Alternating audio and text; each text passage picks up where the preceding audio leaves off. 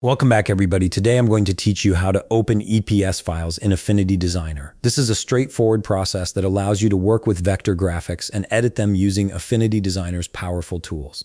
Let's get started. First, launch Affinity Designer on your computer. Once the application opens, you'll need to log in with your credentials to access the full functionality of the software.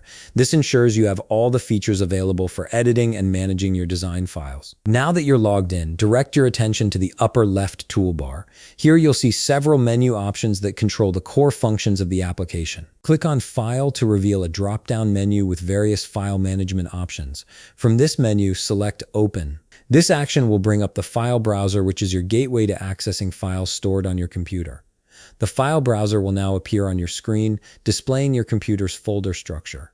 Use this browser to navigate to the specific folder where your EPS file is located. You can click through different directories and folders until you find the right location.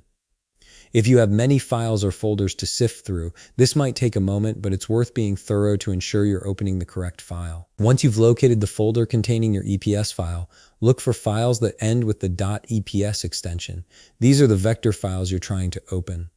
If you're having trouble spotting it among many files, you can use the search bar within the file browser. Simply type in the name of your file or just type .eps to filter and show only EPS files in that location.